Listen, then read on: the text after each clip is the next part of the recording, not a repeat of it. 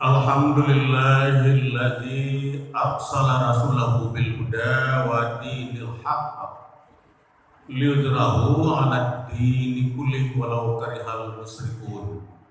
Asyhadu an la ilaha illallah wahdahu la syarikalah wa asyhadu anna Muhammadan 'abduhu wa rasuluh. Allahumma shalli wa sallim ala sayyidina Muhammad wa ala alihi wa ashabihi. Amma ba'du fa ya ayyuhal muslimun al-haribun usikum wa iyaya bittaqwallah faqad fazal muttaqun. Ittaqullah haqqa tuqatih wa la tamutunna illa wa antum muslimun. Qala Allah ta'ala fil Qur'anil Karim. A'udzu billahi minasy syaithanir rajim. Bismillahirrahmanirrahim. Subhanalladzi asra bi'abdihi lailan minal masjidil haram ilal masjidil aqsa alladzi barakna haulahu linuriyahu min ayatina innahu huwas samiul basir. Shadaqallah. Kaum muslimin sidang Jumat yang berbahagia, puji syukur kita sampaikan kehadirat Ilahi Rabbi atas kodrat iradat beserta keizinannya. Kita sudah dapat bersama-sama berkumpul di Masjid Baitul Hikmah, Masjid Kampus. Sengaja kita tinggalkan rumah tempat kediaman kita dan kita istirahatkan seluruh aktivitas kita. Tidak lain tidak bukan semata-mata menunjukkan kepatuhan dan ketaatan kita kepada si Khalik yang menciptakan. Salawat beriring salam kita kirimkan kepada junjungan kita, Nabi kita Sayyidina Muhammad sallallahu alaihi wasallam. Dengan agama yang dibawanya sampai saat sekarang, kita masih tetap merasakan ketenangan, ketentraman, dan kebahagiaan walaupun masih suasana COVID-19. Menurut surat dari Menteri Dalam Negeri, Padang ini naik lagi kepada level 3 dan juga daerah-daerah lain. Tapi kita di samping prokes, kita berdoa kepada Allah Subhanahu wa Ta'ala.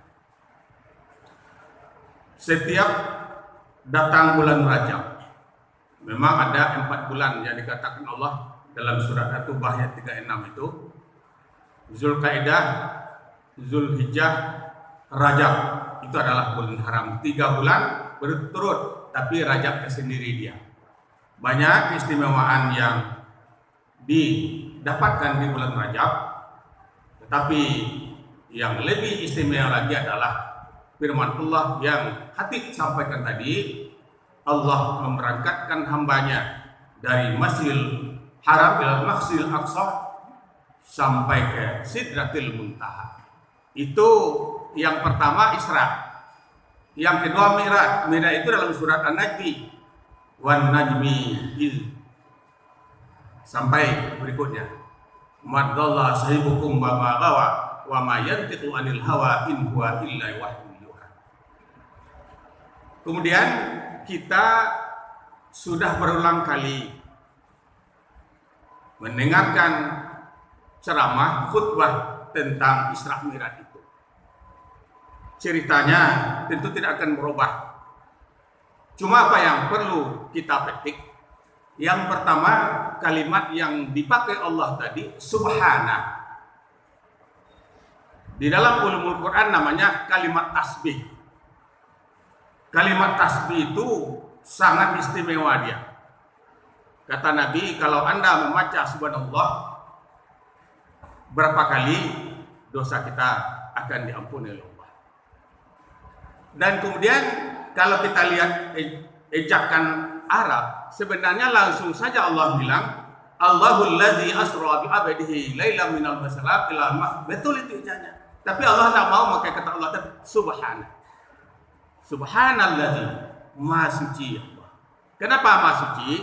Karena bermacam-macam komentar sebelum Nabi dan sesudah berangkat itu. Kalau kita lihat tafsir lihat ada bertengkar bumi dengan langit segala macam. Kata Allah tidak ada itu. Hanya semata-mata perintah Allah memerintahkan umatnya Nabi Muhammad untuk ke Sidratil Muntaha. Itu kalimat subhana. Kemudian sejarah dan kita sudah mendengar berulang-ulang kali perjalanan Nabi dari Masjidil Haram linuriyahu min ayatina, diperlihatkan kepada Nabi hal-hal yang terjadi di umat-umat sebelumnya. Yang pertama seperti kita ketahui, ketemu orang waktu bertanam langsung dia menuai. Apa itu? Orang yang bergemar infak bersedekah. Kemudian berjalan lagi ketemu satu kaum, di sebelah kanan ada daging yang dimasak, sebelah kiri ada daging mentah. Tapi dimakan juga daging mentah. Ditanya kepada malaikat, apa itu wahai malaikat? Itulah contoh umatmu. Dia sudah punya yang halal, tapi dicari juga yang haram. Sudah berapa kali kita mendengar cerita itu. Dan kemudian ada yang memotong-motong lidahnya apa? Inilah orang yang suka ribah, suka fitnah. Sudah berapa kali kita mendengarkan itu. Dan kemudian sampai kepada Masjidil Aqsa, dan kemudian dari Masjidil Aqsa ila Sidratil Muntaha. Kita lihat lagi perjalanan itu. Nabi di langit pertama ketemu dengan Nabi Adam, sampai langit ketujuh kepada Nabi Ibrahim. Kalau begitu manusia itu ada dua. Yang pertama fisik kembali kepada tanah, yang roh akan kembali kepada Allah Subhanahu wa taala. Jadi Nabi Muhammad itu mengimami para nabi sebelumnya itu, kecuali Nabi Isa, ya itu sudah meninggal semuanya. Apa maksudnya? Jadi berarti memang yang fisik kita dari tanah kembali kepada tanah, tapi yang roh itu tidak diciptakan. Wa nufikha, ditiupkan Allah. Ditiupkan Allah. Itulah dia. Siapa yang pertama ditiupkan Allah itu? Ya, kalau kita mengaji Nur Muhammad itu ya Muhammad yang dulu. Makanya dikatakan oleh Nabi, karena nabiyan wa Adam. Saya sudah diangkat Nabi, tapi Nabi Adam belum lahir, belum diciptakan pada waktu. Itulah ketinggian. Maka kita lihat bagaimana ketinggian Nabi Muhammad sampai ke langit yang ketujuh, sampai ke Sidratil Muntaha. Kata malaikat, wahai Muhammad, kami tidak bisa lagi menghantarmu ke sana. Itu hanya Muhammad yang bertemu dengan Allah. Disitulah kita lihat bagaimana kemuliaan Nabi Muhammad SAW itu. Sebab kalau malaikat langsung ke sana, hancur terbakar dia berhadapan dengan Nabi Muhammad SAW. Itulah dia. Malah dulu Nabi Musa minta wajah Allah. Ya Allah, perlihatkanlah arani, lihatkan kepada. Tapi kata Tuhan, tidak mungkin wahai Musa melihat wajah saya. Tapi Musa bersikap juga. Tapi kata Allah apa? Unzur ilal jabal. Coba Anda lihat gunung itu. Kalau Anda mampu, nanti mampu melihatnya. Gunung goncang segoncang-goncangnya Musa tersyukur. Ya Allah, saya mampu kelancaran saya. Itu hanya dimiliki oleh Nabi kita Muhammad Sallallahu. Kemudian hadis yang sahih bahwa pertamanya sholat itu diwajibkan 50 kali. Sudah sering kita dengar itu. Tetapi ketemu dengan nabi-nabi terakhir pada Nabi Musa, minta sajalah Nabi Muhammad. Kalau 5 kali itu ada juga nanti yang tidak sholat itu. Ada juga yang sekali tahun, 2 tahun. Siapa dia itu? Idul Fitri, Idul Adha. Ada yang sekali seminggu, Jumat. Maka minta ajalah tidak. Apa kata Nabi? Anak tahil, sudah malu saya berhadapan dengan Allah berulang dari 50 menjadi 5. Nah, inilah. Kemudian apa yang bisa kita petik dari sholat 5 waktu itu? Yang pertama di segi waktu. Sholat itu belum wajib kalau waktunya belum masuk. Sholat itu tidak sah kalau dibayar waktunya, kecuali sholat jamaah. Tentu kita aplikasikan dalam kehidupan kita. Kalau kita rapat jam 8, memang jam 8. Jangan lewat sampai jam 9. Itu dimensi waktu itu. Kita aplikasikan dalam kehidupan kita sehari. Apakah arisan, apakah yulu-yulu, apakah rapat ini, ya sesuai dengan jam itu. Itu yang bisa kita lihat. Kemudian dimensi kedua adalah taharah, bersuci. Sebenarnya yang konsep WHO kita cuci tangan segala macam, ajaran agama kita sudah duluan itu. Malah sebelum berwudu itu sunat mencuci tangan. Nah, mencuci tangan, air keran kita hidupkan, dan kemudian kita minta kepada Allah, ya Allah, ampuni tangan saya. Waktu muda tangan ini lebih ramah dari mulut saya, mohon ampun.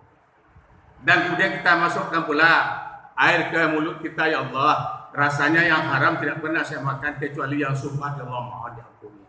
Hidung saya ini waktu muda qalilul adab atau sul hadab. tidak tahu aturan yang tak betul dicium nyamuk, dia memulai di situ lagi itu sebenarnya. Asal baik kita itu kebersihan. Setidak-tidaknya kita beruduk 5 kali sehari semalam untuk yang wajib saja, apalagi yang sunat. Walaupun dalam fikih uduk subuh masih bisa zuhur, bisa kalau tidak batal uduknya, tapi air kita banyak untuk apa? Tetap aja jadi uduk. Itulah dia. Yang ketiga, dimensi menutup aurat. Ya, kalau kita lihat kita yang sholat ini, aurat kita sebenarnya pendek. Ma baina surah wa rukbah, antara pusat dan lutut. Kalau tertutup itu udah sah sholat. Tapi kalau yang wanita, memang auratnya sangat panjang, yang boleh terbuka contohnya mulut, muka dan telapak tangan. Inilah yang harus diaktualisasikan dalam kehidupan sehari-hari yang telah kita laksanakan. Kita semenjak otonomi daerah, anak SD sama anak ibtidaiyah sudah sama, anak sanawiyah dengan anak SMP, aliyah dengan sudah sama pakaiannya. Cuma kadang-kadang sudah di luar jam sekolah, di sinilah kita lihat anak kita serba senten. Inilah yang menimbulkan hal yang tidak diinginkan itu ya. Dan kemudian apa lagi? Dimensi yang berikut, dimensi satu arah menghadap kiblat. Hati kita, kalbu kita menghadap Allah dan muka kita menghadap Jihatul Ka'bah. Itulah yang kita sebutkan itu. Apa maksudnya? Kita satu arah membasmi kemaksiatan itu. Satu arah kita. Tetapi juga diajarkan kepada kita bahwa kita umat Islam berbeda pendapat biasa. Coba orang melihat Ka'bah itu dari barat, dari timur, di utara, berbeda kelihatannya. Ya biasa juga berbeda pendapat itu. Harus kita pahami.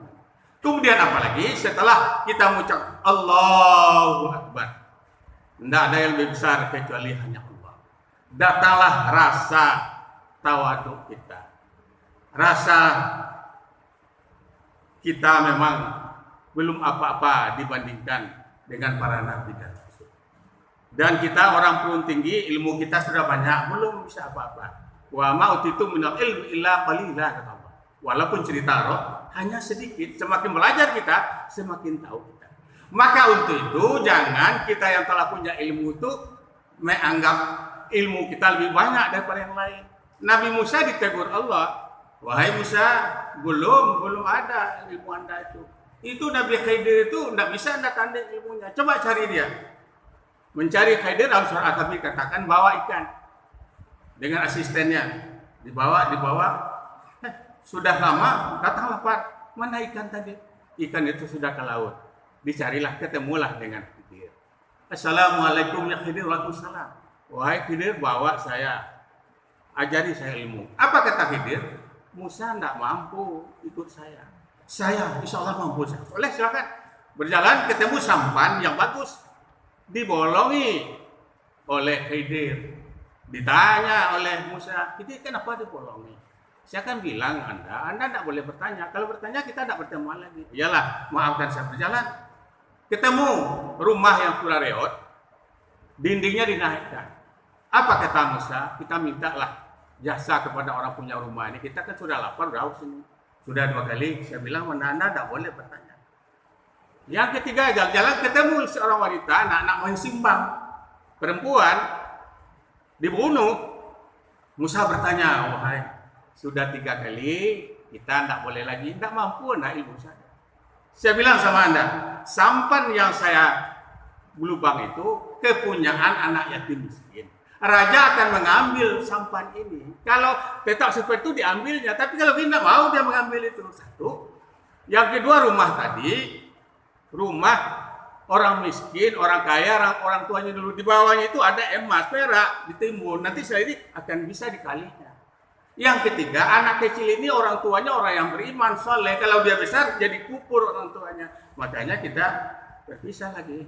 Jadi makanya ilmu kita itu tidak bisa, walaupun kita sudah sampai kepada banyak tinggi, ya, tapi tidak bisa menganggap ilmu kita itu lebih dari orang lain. Tidak, hanya sebagian saja yang kita miliki.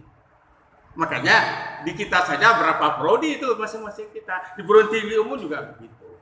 Dan yang berikut, dari sholat yang kita lakukan, kita jangan merasa ibadah kita segala-galanya kita lebih baik dari orang lain. Jangan itu. Walaupun kita sholat tahajudnya terus, puasa Senin Kamisnya, tambah Yaumul Bidnya, kita lebih dari orang belum tentu.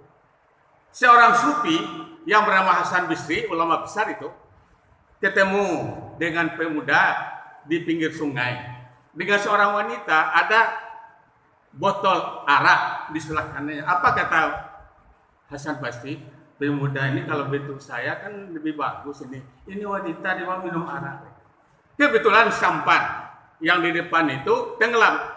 Pemuda tadi melompat, diselamatkanlah 6 orang penumpang sampan. Tinggal 1. Wahai Syekh, silakan Anda selamatkan yang 1 orang itu. Saya sudah selamatkan, tidak mampu.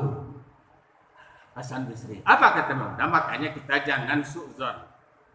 Kita husnuzon. Wanita ini ibu kandung saya. Botolnya memang botol arak, tapi air minum biasa. Nah, maka ajaran agama kita kan diajarkan husnuzon, berbaik sangka, jangan su'zon, berburuk sangka. Kemudian setelah kita mengucapkan takbir, rasa sombong hilang.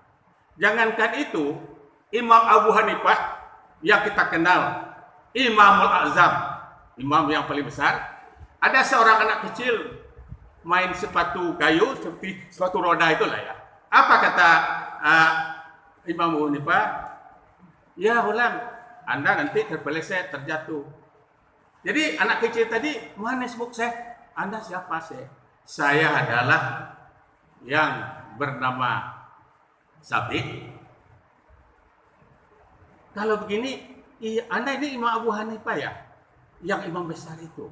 Oh ya, saya itu. Anda jangan sampai tergelincir dengan gelar yang diberikan kepada Anda. Saya kalau terjatuh masih di bumi, Anda kalau terjatuh di neraka. Waktu itu Imam Abu Hanifah sadar dia. Wahai anak kecil, syukran saja. Terima kasih banyak. Makanya kita juga jangan bangga dengan gelar-gelar yang kita terima itu. Ada orang yang lebih baik dari kita.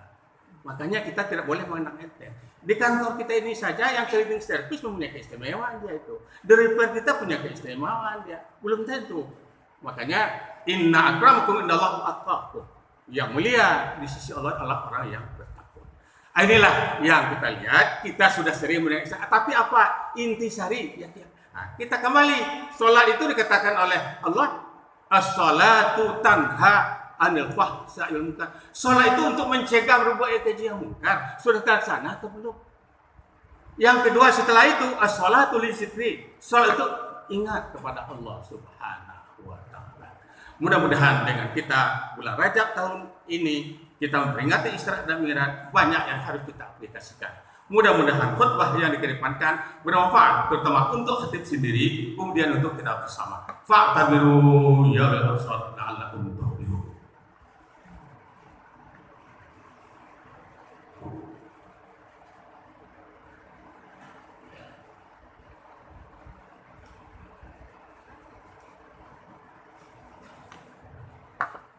Alhamdulillahirabbil alamin.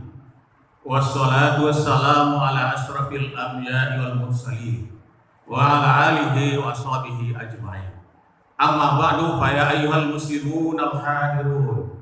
Usikum wa iyaya bittaqwallah faqad fazal muttaqun. Ittaqullaha haqqa tuqatih wa la tamutunna illa wa antum muslimun. Qala Allah ta'ala fil Qur'anil Karim. Inna Allaha wa malaikatahu yusalluna 'alan nabi. Ya ayyuhalladzina amanu sallu 'alaihi wa sallimu taslima. Allahumma shalli 'ala Muhammad wa 'ala ali Muhammad kama shallaita 'ala Ibrahim wa 'ala ali Ibrahim. Wa barik 'ala Muhammad wa 'ala ali Muhammad kama barakta 'ala Ibrahim wa 'ala ali Ibrahim fil 'alamin innaka Hamidum Majid. Allahumma ighfir lil muslimina wal muslimat wal mu'minina wal mu'minat al ahya'i wal amwat. Ya Allah ya Ghaffar, kami mohon ampun Allah dari kekeliruan, kesalahan yang kami perbuat. Ya Allah ya Ghafur, ampuni segala dosa orang tua kami. Ya Allah, kami mohon kepadamu, orang tua kami yang sedang sakit tolong disembuhkan. Ya Allah, orang tua kami yang telah meninggal, mohon diampuni segala dosanya. Allahumma arinal haqqa haqqan warzuqna ittiba'ah wa arinal batila batilan warzuqna ijtinabah. Ya Allah, perlihatkan kepada kami yang benar itu benar, beri kami kekuatan untuk melaksanakannya. Perlihatkan pula kepada kami yang batil itu batil, beri pula kami kekuatan untuk menghindarinya. Ibadallah, innallaha ya'muru bil adli wal ihsan wa ita'i dzil qurba wa yanha 'anil fahsya'i wal munkar wal baghi la'allakum tadhakkarun.